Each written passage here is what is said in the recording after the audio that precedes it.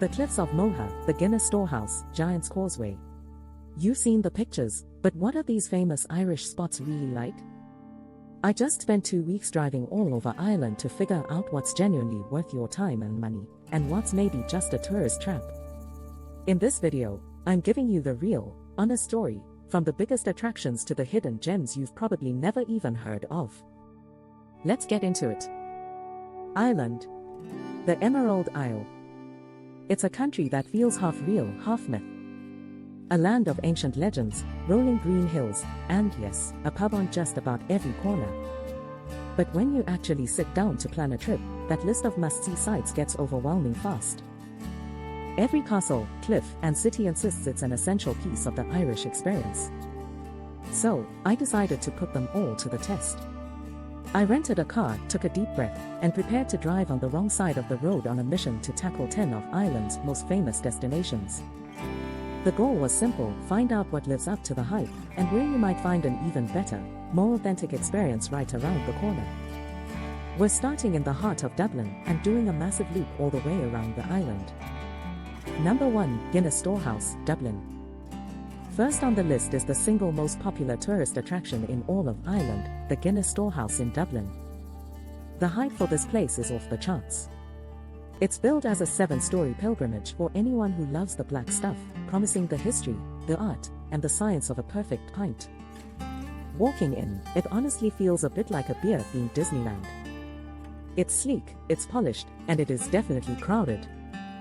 You walk through exhibits on the ingredients, water, barley, hops, and yeast, and see all the iconic, old-school advertising. It's all incredibly well done.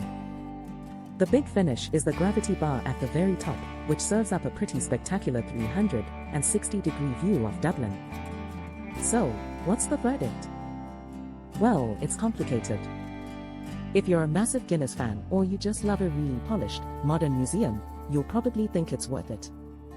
And that view from the gravity bar really is fantastic. But if you came to Ireland looking for authentic pub culture, this isn't the place. My tip: get there right when they open on a weekday to dodge the worst of the crowds. But for a real taste of Dublin, find a small, traditional pub, order a pint, and just start talking to the person sitting next to you. That's an experience the Storehouse just can't sell you. Number 2, Poulscourt Estate, County Wicklow. Just a quick drive south of Dublin is our next stop, the Poulscourt Estate in County Wicklow. This place isn't as world famous as some others on our list, but it's often called one of the most beautiful gardens on the planet. We're talking about a massive mansion with perfectly designed gardens, a surprisingly touching pet cemetery, and its very own waterfall, the highest in all of Ireland. After the buzz and crowds of Dublin, wandering through the Japanese and walled gardens here felt like stepping into another world.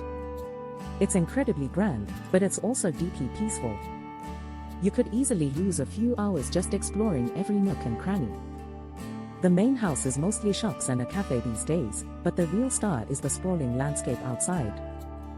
The verdict: absolutely worth it. This is a perfect example of a place that probably deserves even more hype than it gets. It's a stunning slice of Irish heritage and natural beauty all rolled into one, and the perfect way to decompress after the city and appreciate why Wicklow is called the Garden of Ireland. Number 3, Dunmore Cave, County Kilkenny. Next, we're heading deeper into Ireland's ancient east to a place with a seriously dark history, Dunmore Cave. This is definitely not your average tourist spot. The story here, for those in the know, is that this cave was the site of a brutal Viking massacre back in the 10th century, a history that's been backed up by archaeological finds.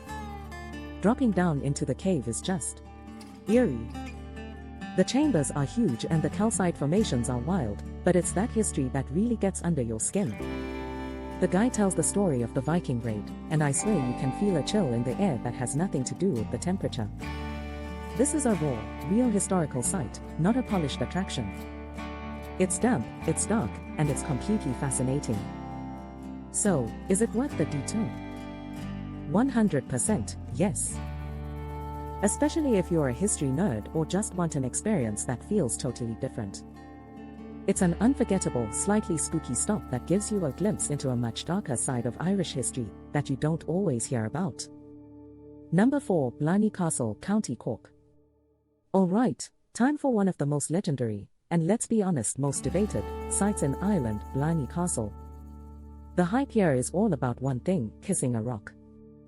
The Blarney Stone. Legend says if you give it a smooch, you'll walk away with the gift of the gab, a magical eloquence. Let me give it to you straight. The line to kiss the stone is long. You have to climb this narrow, winding staircase all the way to the top of the castle. Then, when it's your turn, you lie on your back, grab some railings, and lean backwards over a sheer drop to kiss a stone that millions of people have kissed before you. It's a completely bizarre tourist ritual. But here's the twist: the stone is the least interesting thing about Blarney Castle. The grounds around it are genuinely magical. There's a poison garden filled with deadly plants, a fern grotto that feels prehistoric, and these incredible walks along the river. So, my verdict?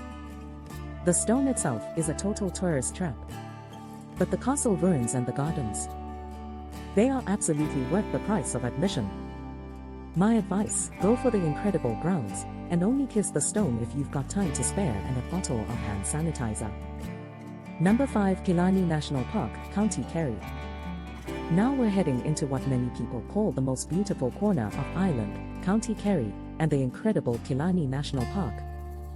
This is the traditional starting point for the famous Ring of Kerry Drive, and its reputation is built on gorgeous lakes, rugged mountains, and the historic Macross House. And let me tell you, the park is enormous and every bit as beautiful as you've heard. You can hike for days, take a boat out on the lakes, or ride in a horse-drawn jaunting car. I spent a day hiking up to Tork Waterfall and exploring the grounds of Macross House, and the scenery is exactly what you picture when you think of Ireland. It's epic, it's green, it's wild. The verdict here is an easy one: Killarney National Park is 100% worth it. It's a non-negotiable stop if you're in the southwest. It's a paradise. The only catch is its own popularity. The main roads and famous spots can get slammed, with tourists especially in the summer. But the park is so massive that you can always find a quiet trail, and get a piece of that magnificent scenery all to yourself. Speaking of finding your own path, that's really what this channel is all about. If you're enjoying this honest guide to Ireland and you want more travel videos that cut through the noise, do me a quick favor and hit that subscribe button. It really helps me keep making more videos just like this one. Alright, let's get back on the road. Number 6. Ring of Beara, Counties Cork and Kerry. Because Killarney and the Ring of Kerry are so incredibly famous, I wanted to see if there was a better alternative. And I think I found it. Just south of the Ring of Kerry is its wilder, less talked about sibling, the Ring of Beara. While the Ring of Kerry is beautiful, it's also choked with tour buses. The Ring of Beara, on the other hand, has roads so narrow that the big buses can't fit, which has preserved its rugged, untamed feel. The drive takes you over the heart-stopping Healy Pass and through tiny, colorful villages like Iries and Allihies. The landscape just feels more raw and remote. A real highlight is taking Ireland's only cable car over the churning sea to the windswept Dursey Island. My verdict: if you only have time to drive one of them, make it the Ring of Beara. It gives you all the wild coastal drama of its famous neighbor, but with a tiny fraction of the people. It feels like a genuine adventure, a real discovery. This is the Ireland I came looking for. It's not just worth it, it's a must-do for anyone wanting to get off the beaten path. Number 7. Cliffs of Moher, County Clare. And now for the headliner. The image you've seen on 1,000 postcards, the Cliffs of Moher. Soaring more than 200 meters straight out of the Atlantic, these cliffs are Ireland's most famous natural wonder. The hype is through the roof. You expect a spiritual, life-changing experience. The reality is a bit different. The cliffs themselves are, without question, breathtaking. The sheer scale is hard to wrap your head around. But the main visitor area can feel like a circus. It is packed wall to wall with people, there's a massive visitor center, and it can feel less like a natural wonder and more like a theme park. So, is it worth it? Yes, but, and this is a big but, you have to do it right. Here's my pro tip: skip the main entrance and the giant car park. Instead, park in the little village of Doolin and hike the coastal path north to the cliffs. You get better views, you escape 90% of the crowd, and the experience feels infinitely more powerful and personal. The cliffs are a must-see, but how you see them changes everything. Number 8, Slieve Cliffs, County Donegal. But what if I told you there are cliffs in Ireland that are nearly 3 times higher than the cliffs of Moher, and you could have them almost entirely to yourself? Welcome to the Slieve Cliffs in County Donegal. These are some of the highest sea cliffs in Europe, and they are absolutely staggering. The drive up is an adventure, taking you through farm gates that you have to open and close behind you. When you finally get to the top, the views are both terrifying and magnificent. If you're feeling brave, you can walk a narrow ridge known as the One Man's Pass. My verdict: Slieve is one of Ireland's greatest treasures, hiding in plain sight. It's wild, it's raw, and it feels a million miles away from the commercial hustle of Moher. If you are looking for pure, jaw-dropping, dramatic coastal scenery without the crowds, Slieve isn't just worth it, it's better. It was, without a doubt, one of the highlights of my entire trip. Number 9, the Aran Islands, County Galway. From the mainland cliffs, we're heading out to sea to the Aran Islands. These 3 rocky islands, Inishmore, Inishmaan, and Inisheer, are known as strongholds of traditional Irish culture, places where you can still hear Gaelic spoken on the streets. The hype is that this is the real island, like stepping back in time. I took a ferry to Inishmore, the biggest of the 3, and rented a bike, which is definitely the best way to get around. Cycling between ancient stone walls with the Atlantic roaring on one side, and green fields on the other is pure magic. The absolute must-see is the prehistoric stone fort of Dún Éan Gasa, which is perched right on the edge of a massive cliff. The verdict: the Aran Islands are a completely unique and essential Irish experience. It really does feel like a different world. My best advice is to stay the night if you can. Once the last ferry takes the daytrippers back to the mainland, the island becomes incredibly quiet and peaceful. It's a chance to truly disconnect and experience a slower, more traditional way of life.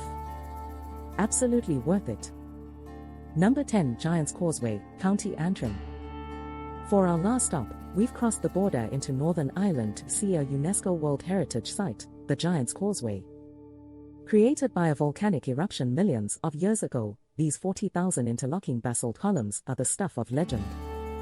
The story says they were built by the giant Finn Mac Cool as a path to Scotland. It is a truly strange and wonderful landscape. It looks completely alien, and climbing over the hexagonal stones is a surreal experience. But, just like the cliffs of Moher, it kind of suffers from its own popularity. The official visitor center is expensive, and the main area can get incredibly crowded. My verdict: it's a geological marvel that you really have to see to believe, so yes, it's worth it. But again, you have to be smart. You do not have to pay and go through the visitor center to get to the causeway. You can park up the road and walk down for free. Even better, look up one of the longer coastal hikes that includes the causeway as just one part of a much grander and quieter walk. The causeway is amazing, but the coastline around it is just as spectacular. So, after 2 weeks and thousands of kilometers, what did I learn? Ireland is every bit as beautiful as it claims to be, but the best moments are often found just off the main road. For me, the absolute must-dos were the wild, untamed beauty of the Slieve Cliffs, the peaceful magic of the Aran Islands, and the quieter, more adventurous roads of the Ring of Beara. Those were the places that felt the most real and the most memorable. The world-famous spots like the cliffs of Moher and the Giant's Causeway are famous for a reason: they are spectacular. But you have to be willing to put in a little extra work to see them in a way that feels like your own adventure. Ireland's greatest gift isn't just its big-ticket sights, it's the thrill of discovery you get when you take a random turn down a narrow country road and find something incredible all for yourself. So, what do you think?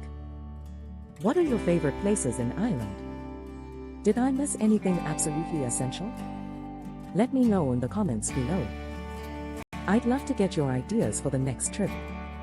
Thanks so much for watching, and I'll see you on the next adventure.